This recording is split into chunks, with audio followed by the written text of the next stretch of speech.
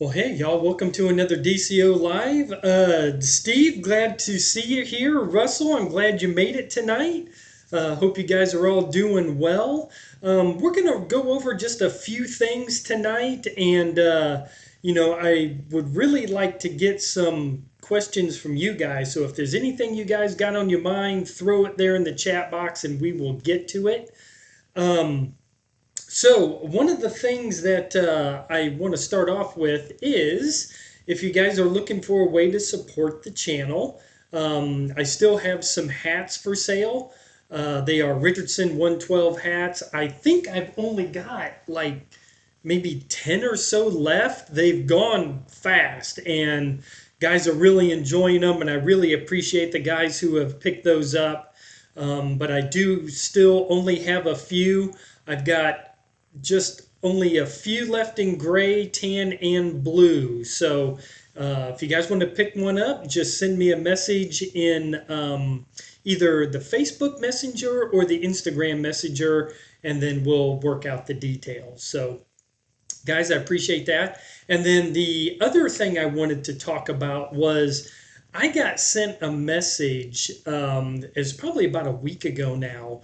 I had a gentleman ask, what is a super chat and a super thanks?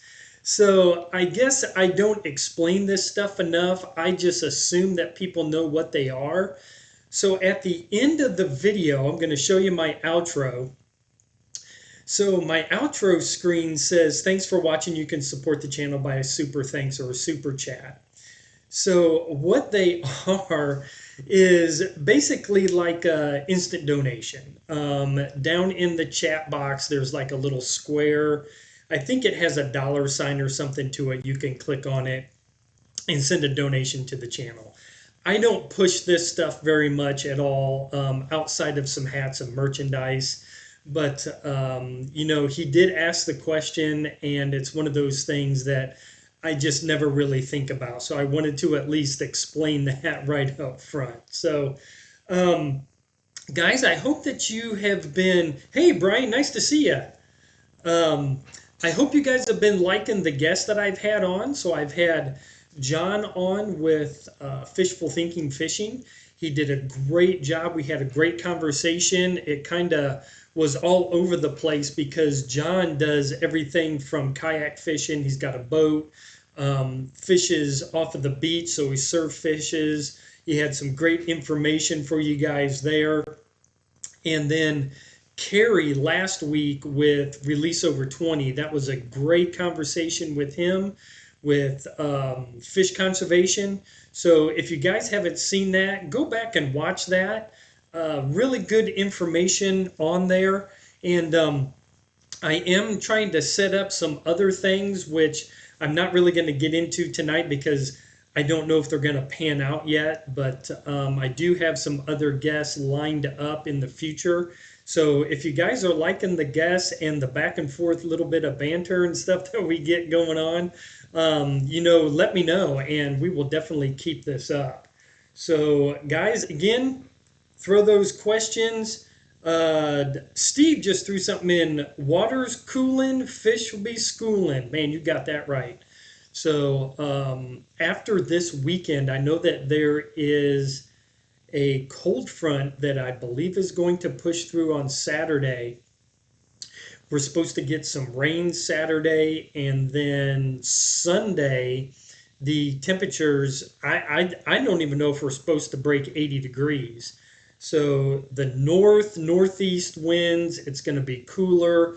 I want to say the winds are going to be up maybe 10, 12, maybe pushing 15 miles an hour. So yeah, it is definitely going to be cooling down this water. And that just means the fishing is going to turn on. The fall is probably the best time to be out fishing right now. So guys, if you have a chance, get out there and wet a line because the fishing is going to heat up. Hey Paul, nice to see you. Just got back from the Cherokee area. Awesome, awesome. There was a good bite last weekend. Yeah. So I never fished last weekend. I was actually off. We had a family reunion in Tennessee, and so we spent the weekend over there, and it was a fantastic time. I may have drank too much and laid in the pool for too long, so had to wear something a little bit loose because I think I probably burned. And but what a great weekend! So yeah, I hope the fishing was good. So a couple of things that I wanted to talk about tonight, and I'm going to kind of get us rolling, was a couple of comments that came in last week with last week's video. So we will start with the first one, and it is from Barefoot Kayaking just jumped on. How you doing, man? Good to see you. So the first comment from last week was Wishin' Fishin' 8019. He said, "Great video. Any tips for targeting the larger flounder? Is it mostly smaller ones up in the creeks during the hot summer months? If so, which months produce larger flounder in the creeks?" So this was the one that I really wanted to start off with. So flounder, I'm going to kind of give you a little bit of an overview of what the flounder do throughout the year. So I'm going to start kind of this November. So November coming up, these big female flounder are going to start migrating offshore to spawn, lay eggs, and kind of do their thing. So they're going to be hanging out, the jetties, the inlets, the passes out into the ocean. They're going to migrate out. So during the winter time, you can still catch flounder, but they're going to be the smaller flounder. They're going to be, I'm going to say 14 inches or less up in those creeks. And then come about April, May-ish time frame, those big females are going to come back up into the creeks, and that's when you can start catching these bigger flounder throughout the summer. Now, Murrells Inlet has a lot of pressure on it, a lot of fishing pressure. So when I go out, you guys see that, yes, I catch a lot of small flounder. Matter of fact, the last video that I put out towards the end of the day, I did end up catching a 19-inch flounder. But the bigger flounder are there. You just got to find them. Again, a ton of pressure on these fish. The big flounder are there. They are there from spring to fall until they migrate out in November. So it's just a matter of finding the fish and having some time on the water. So Gunnar, good to see you. He said, hello, DCO, planning on making another trip down your way in the next few weeks. I'm hoping the weather and the fishing will be on. Should be, yeah. Anytime between now and really Christmas is going to be fantastic. Like I said, it's my favorite time to fish. So to kind of get back to the question, that is where you pick up the larger flounder. I have caught some really big flounder way back into Murrells Inlet, and I've caught them up towards the jetties. So these flounder get in, they migrate, they move around, they're going to follow the bait, they're going to go where they're comfortable. So again, it is just time on the water trying to find these fish. So the next question I've got from Bad Bogey 7638. He said, awesome video as always. Gonna be there in 5 weeks to inshore fish for the first time. Been fishing all my life and have never been able to inshore fish yet. Pumped. So I threw this in here because the next 5 weeks is gonna put us in right into October, and I'm telling you, that is gonna be the sweet spot. October, November, The redfish are going to be hitting. Steve has already mentioned water's cooling, fish are schooling. These redfish are going to start bunching up a little bit, especially as the water temperatures cool down. The reds are going to school up, and the trout are going to be hitting. I mean, once these temperatures start, the water temperatures start hitting really in the 70s and those mid to lower 70s, I mean, it is just going to be absolutely fantastic. So, yes, the next 5 weeks, October, November, is really going to be good.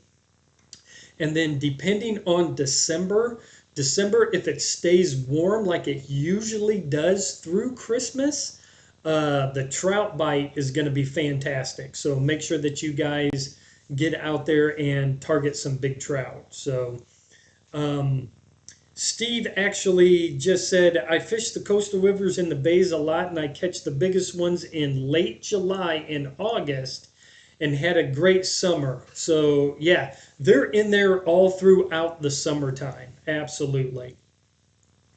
Barefoot Kayak, gotta jump. Just saying hello. See y'all on the water. Hey, man.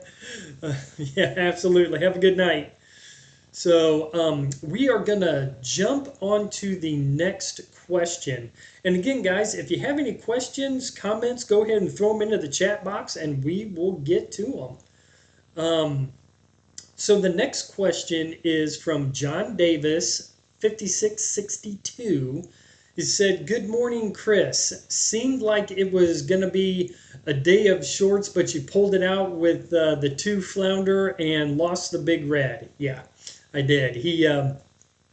That big redfish I ended up catching in the back of a little bit of a kind of a creek. And when he took off to my left, I knew there was a ton of oyster over there. There was an oyster bar right off of a point. And man, he took me around that corner and I didn't last long. He must have pulled me right across that oyster rake and broke me right off. It was heartbreaking. I hate it. I know I expressed that on the video that, having a fish break off and possibly a hook in its mouth or, in its face somewhere, I hate it. But if you fish long enough, it's going to happen to you, and it just happens. Eventually those hooks rust out, the fish bump them out, and he'll be just fine. He'll be fine. But his question was, how much water do you draw with the drive down in your Hoodoo kayak? So I have a Hoodoo Impulse 120, and it's a pedal drive. So when my pedal is in and the drive is down in the water, the bottom of that drive, I can get into 12 inches of water. Once I get to 11 inches of water, it starts to drag the bottom. Now, if I pull that drive out, that Hoodoo will float across anything. I've been in 2 or 3 inches of water and have floated, right across a sandbar and oysters and haven't even touched them. So 2 or 3 inches without the drive and 12 inches with the drive in. That is pretty much what I draft in that kayak. So that was a really good question. I know a lot of you guys kayak fish. Do you guys know what your draft is so that you don't run into oyster bars? I know that I do all the time. I don't pay attention. I use my fish finder quite a bit, and the only thing I use that fish finder for is it has a clock on it, so I use it for time, water temperature, and for water depth. I don't usually look for fish on the fish finder because the transducer is right underneath my seat. So basically, as if that would go off showing any fish, I'm already past them and over the top. Yeah, I could probably turn around, come back and target that area if it was a deep hole or something. But I don't use it to find fish. I just use it for water depth so that I know if I'm starting to get shallow, do I need to pull my drive out? You know, looking for hard bottom, or if it's an oyster, if it's a nice hard bottom, it'll be nice and flat, and oyster looks like a little jagged bottom. So that's what I use it for. But I thought that was a really good question by John, and I wanted to throw that up tonight. Brian had a question. It says, what color this time of year? I need all the help I can get. Very new to inshore fishing. Been having great success bass fishing in the ponds around my house. So color, okay. So when I am going out, color is usually is probably my third choice. I am looking more for bait and structure before color. If these fish are feeding, they're going to feed pretty much on whatever is being thrown, excuse me, whatever is going to be thrown in front of them. So when it comes to color, the only thing that I usually do as far as color goes, if it is a sunny day, I will use more natural colors. Whites, pearls, shad colors, maybe light browns. Excuse me 1 second, I'll show you one that I'll pull off of my thing here. So this is this is called Hypnotic Honey. So you can see how natural color that is. So those are the ones that I'm using on very clear days, sunshine, bright bluebird skies, the more natural colors. If it's cloudy, overcast, it's dark colors. So again, I'm going to reach over here real fast. Sorry about that, guys. So something like this black gold, something that's going to give me some contrast on in the water. So the darker colors for darker skies. If it's a partly cloudy day, partly sunny day, you're just going to have to kind of work through it and see what they're looking for. I usually like a shad pattern for that, because that shad pattern will be dark on the top and maybe a white or silver on the bottom, and that'll give me a little bit of both with the partly cloudy, partly sunny day. So I'll go more to the shad color, maybe darker on top and lighter on the bottom, something along those lines. But color is usually my third choice when I am going out. It's all based on sky conditions, basically. So hope that answered your question. Steve said his Hobie is about 16 inches but can go shallower when he flutter kicks. Yeah, so those fins, he can suck those things up towards the hull of the kayak and flutter fin and push in really shallow with those. Man, I'm getting tongue-tied. SJ Workman, good to see you. Any suggestions on how to fish king tides? Okay, yeah, so the king tides, which we usually get in October, I think I addressed this a few weeks ago, but I usually don't go out at the top of the king tides.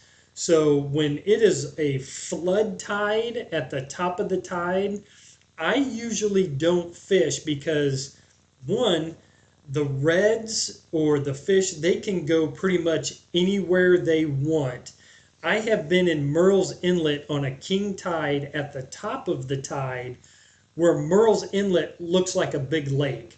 All the grass is completely covered and these fish can go anywhere.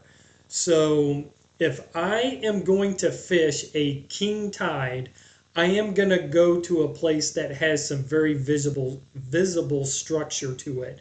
If I know some deep holes, the jetties would be a great spot on a king tide. Any docks, things like that. But what I usually do on king tides is I wait for that tide to get down to a more normal level and then the bottom of the tide. That's what I usually do. So yeah, I don't fish the top of the tide. It's too difficult to find the fish. I'm sure other guys can do it, but for me, it's almost a crapshoot. I can't find the fish at the top of a king tide because there's so much water, and these fish can pretty much go anywhere they want. So.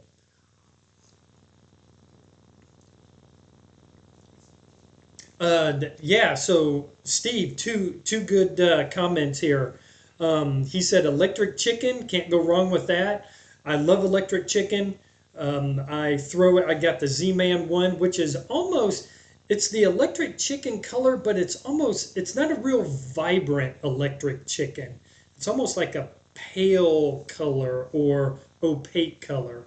And then he said the lower third of the tide for the king tides. So, yep, absolutely. So that bottom, wait for it to get to a little more normal level and the bottom of the tide. So, yeah, I'm glad we're thinking on the same line, Steve. So, yeah, man, you guys got to keep me going in the right direction here. So, that's awesome. Um, so keep those questions coming, keep the comments coming. We'll keep jumping into that chat box. So I've got one more question here from old guy Casey. He said, and I get this question all the time, do you ever keep anything? So I touched on this with Carrie last week with Release Over 20. So on my YouTube page, there's a description that kind of explains my channel.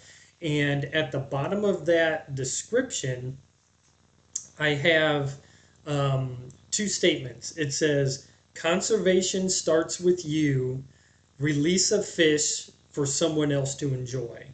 So when I am out fishing, no, I do not keep anything. Everything goes back. I release all my catches.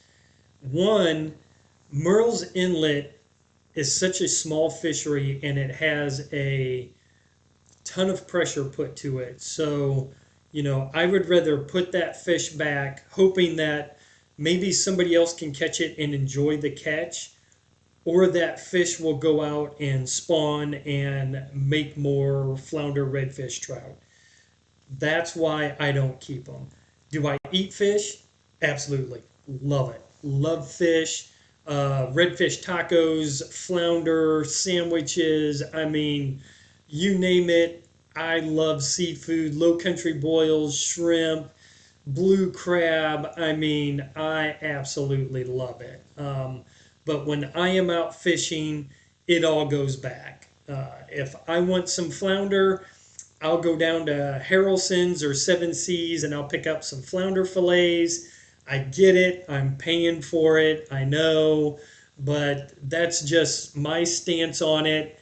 And, I don't, I love it when guys keep fish. When Heath and I go out, Heath keeps, his legal flounder and he takes those home and they fry them up that night, which is fantastic. You guys do you, and that's just my preference. I just release the fish that I catch.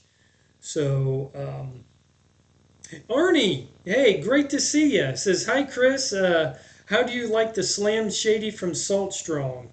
Best time of day and watercolor for it. So the Slam Shady Salt Strong, I haven't thrown that for a while. I used to throw it. I got a package or maybe two several years ago.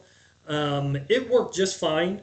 It's just a small little paddle tail. It's what I want to say maybe a 3 or 3.5 inch paddle tail. The time of day I throw it is, again, that Slam Shady color is a lighter color. I have something, I don't really have anything close to the Slam Shady up on my wall, but I would throw that slam shady color during bluebird skies, full sun. That's when I would throw it. It's a lighter color. I don't think you're going to get the contrast on a cloudy day with the slam shady, but yeah, I mean it's just a small little paddle tail. It works great. I caught fish on it. Matter of fact, you can go back on some of my older videos and see me using the Slam Shady. It's great. I just choose to do other things, throw other baits. But yeah, nothing wrong with it. It's a great lure. High sun, I think it works great. Um, yeah. So best time of the day in watercolor. Yeah. So watercolor, again, clear water, fine. Maybe a little bit stained because the Slam Shady has a little bit of flash to it. It's got some sparkle in it, but I wouldn't, again, anything really heavily stained, I don't think you're going to get the benefits of the Slam Shady. I think the darker colors would work better. I know that Salt Strong has the Gold Digger color. I would probably use that in stained water over the actual Slam Shady color. So, um, yeah, that's when I would use that one. So, guys, keep throwing the comments and the questions in there. Let's talk about this weekend. I pulled up. I've got my phone right here in front of me, and I've got my weather app here. And so let's talk about what's going on as far as weather and fishing for this weekend. So Saturday, I am right now looking at northeast winds starting at about 8 9 o'clock. I'm looking at 10 miles an hour, but about 50% chance of rain. So it's looking like Saturday may be a little bit of a wash. I am going to still be up in the morning. I will have the radar up. I'll be checking it. If it looks like I've got a window, I may go out. I don't know. It's all going to be pretty much a game day decision for Saturday. Sunday is, I think the wind is still going to be up. No rain for Sunday. The rain's going to push out. This cold front is going to move off pretty quickly. I think just most of the day on Saturday. And then on Sunday, it looks like we got 10, 11, 12 mile an hour winds, east, northeast. I mean, it's going to be cold. It's after a cold front. It's going to be tough fishing. It really is. I don't have a lot of great success after a hard cold front like this. So, again, am I going to go out? I don't know. I'm just going to be, I'll be up in the morning. I'll still be up about 5 o'clock having a cup of coffee, looking at the weather and seeing if I'm going to hit out onto the water. No idea. No idea. So, Everett, great to see you. I'm glad you could jump on. SJ Workman said, real bait or artificial? So, I'm an artificial guy. I know guys who throw live bait. Live bait is great. Right now, I know that if you're going to throw a shrimp, you better take about 10 dozen with you because the ribbon fish and all of the trash fish that are in the lizard fish, the pin fish, all that, you are going to get picked apart before that shrimp even hits the bottom. So that is the one thing this time of the year about live bait.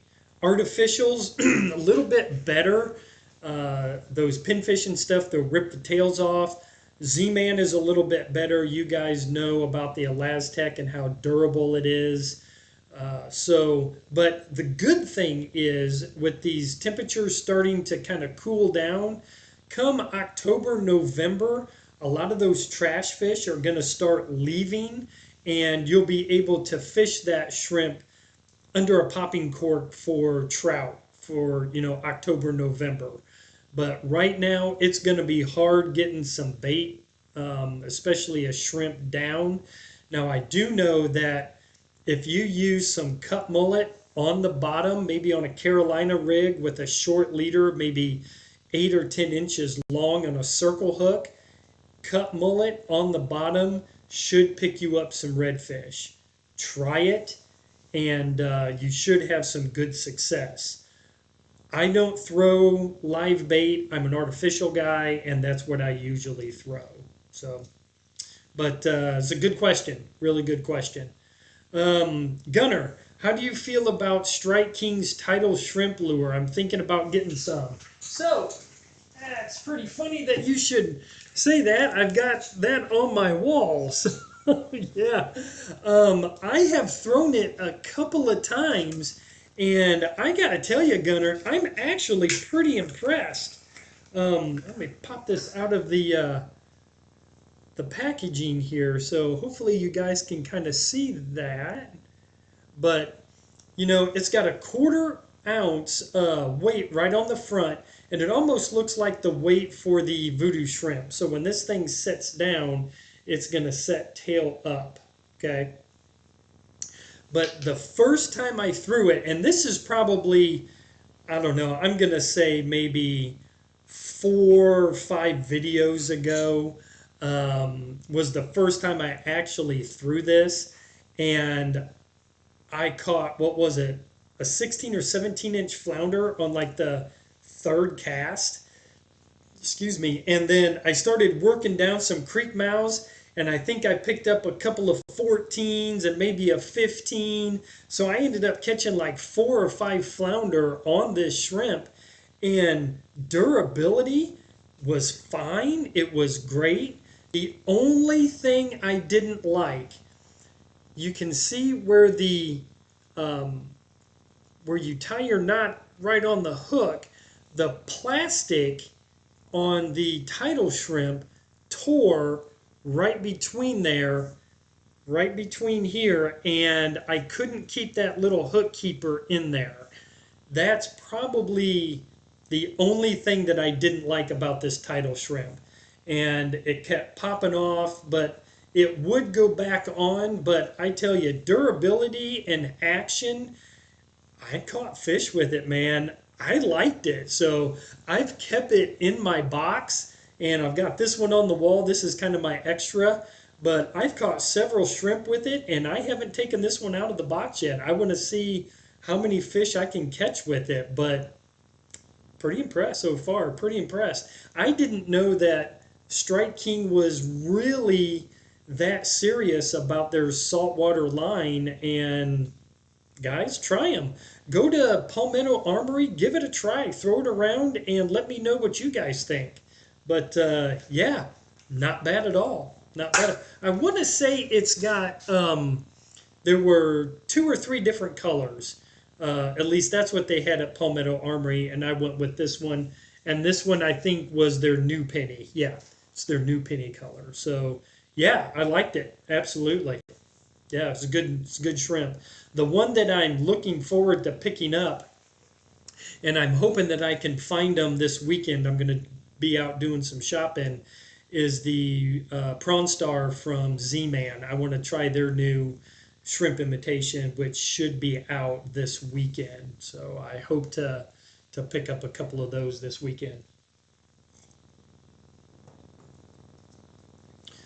Guys, if you don't have any more questions, we will wrap it up. I appreciate you guys jumping on. Hopefully, again, you guys are finding this beneficial. I love doing it. Kind of breaks up my week a little bit, and I can jump on with you guys and talk some fishing and, you know, enjoy a beverage and kind of hang out with you guys for a little while. Again, if you guys would like to help support the channel, I do have some hats left. I got a few of each color. Just send me a message on Instagram, Facebook, and you know, and I can get you set up with a hat. They've been selling great, and I really appreciate everybody who has bought some. And so, guys, if you don't have any more questions, we will do this again next week. Hopefully, I will have a guest if I can get him lined up. If not, we'll just do it again like this. So bring your questions. If you guys think of a question during the week, shoot me a message on Instagram and stuff. I'll save it and I'll throw it up there just like I did tonight, and we'll get to them. So, guys, I really appreciate you.